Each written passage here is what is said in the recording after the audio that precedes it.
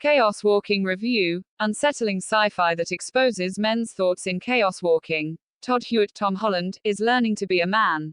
And in Prentisstown, ostensibly the only settlement to survive humanity's arrival on the planet New World, this means keeping your thoughts to yourself. Something about the planet makes men's consciousness audible and visible to others.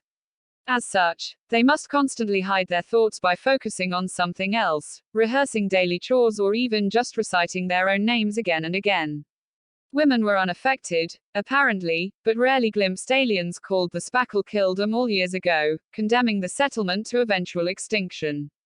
If this account of things seems a little off, imagine it delivered by an especially troubled-looking Mads Mikkelsen, who plays Prentisstown's mysterious, eponymous mayor. Watching his settlement's secrets come to light, one by one, is one of this film's chief pleasures. Newly arrived, Viola Daisy Ridley is scouting ahead of a second wave of settlers when her landing craft all but burns up, leaving her at the mercy of the men of Prentisstown. You might think they would be glad of her arrival, but you would be wrong.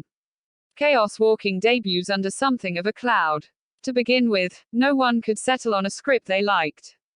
Charlie Kaufman, of Being John Malkovich fame, got the first bite of the writerly cherry, before the project was passed from pillar to post and ended up being crafted by Christopher Ford, writer of Spider-Man, Homecoming, and Patrick Ness, author of the young adult sci-fi trilogy on which this film is based. Chaos Walking should have ended up a mess.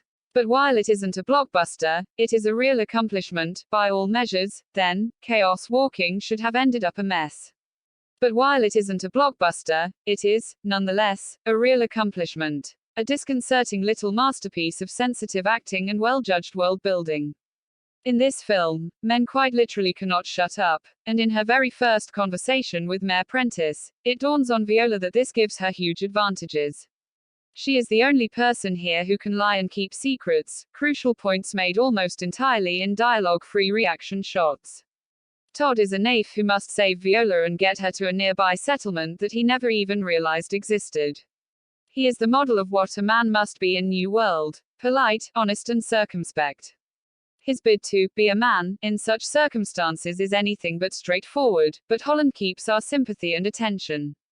Indeed, the great strength of Chaos Walking is that it interrogates gender roles by creating genuine difficulties for its characters. Even Prentisstown's misogynist preacher Aaron, surely David Oyelowo's least rewarding role, yet turns out to make a certain amount of dreadful sense. No gender truly benefits from the strange, telepathic gifts granted to the settlers of New World. Only goodwill and superhuman patience prevent human society going up like a powder keg. This has happened once in Prentisstown, and, given the stalled settlement of the planet, it has almost certainly occurred elsewhere. Chaos Walking isn't, in any easy sense, a feminist fable. The film is about people's struggles in unreasonable circumstances, and for all the angst bound up in its